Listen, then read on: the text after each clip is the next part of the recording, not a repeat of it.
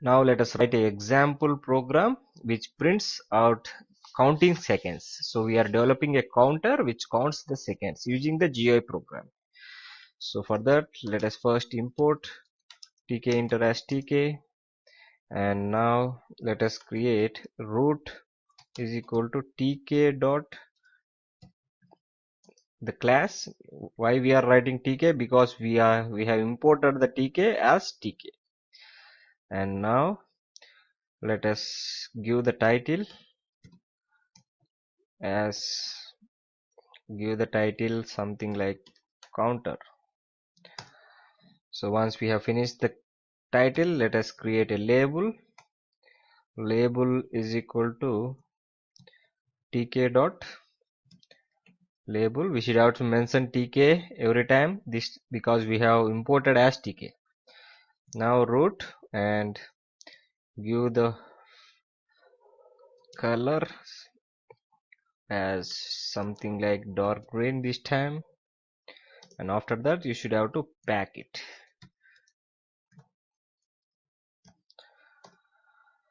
So we have created a label. Let us create a button. Button is equal to tk dot button root comma. Let us give the text for stop, and we can also define the width here. Width is equal to, let us say, 40. Now button dot pack. We can use the grid or place as per your comfortability. After packing that, let us write root dot main loop. Now let us see what we have created until now before proceeding into further programming. So see, here we have created a window. The label, we haven't given any text because we will be displaying the seconds here. So the label will be passed to the method and the seconds will be displayed, and when we keep the stop, the window should close. So first we will write for the stop.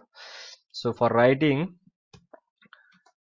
any functionality to the button, label or anything, you should write inside the brackets like command is equal to, now call the method. So there is a inbuilt method for this, because we don't need to write this destroy, it is inbuilt method. So now let us see the output first. Counter. Now see, when we press the stop, the window is closing. Okay, it is fine. And now let us create a method called counter label. Let us say counter itself, counter, and pass the label. So in this counter we are passing this label, so the text will be displayed. So now let us write the label method so that you can understand. Let us say counter is equal to 0 initially.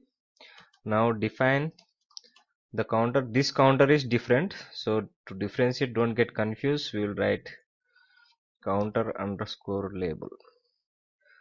So we are defining the method label and passing the label to the method. Now counter is equal to 0. So here we will be defining one more method. Let us say it count, and inside that let us write global counter so that the counter is accessible for entire program. Now counter is equal to plus is equal to 1. So we are incrementing counter by 1 every time. And label dot config. Now we are giving the text. Text is equal to str and counter. So this counter we are getting as a string and placing in the label. That's all. And we should also call one more method after, let us say 1000 comma count. Why we are writing this? We will be seeing the output and then explaining it. So this means it will be stopping for 1000 milliseconds. 1000 milliseconds is nothing but 1 second.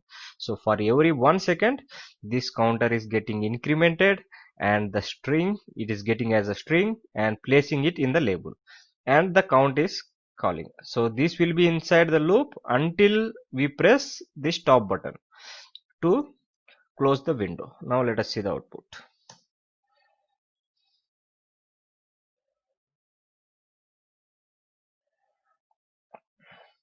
See here, we have created a successfully counter.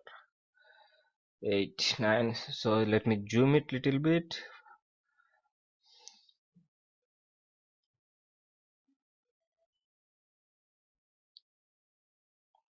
So this is our counter. So until we press stop, this will be counting the seconds. Stop. So now I think you understood why we have written 1000 here. So let us say 10. This is 10 milliseconds.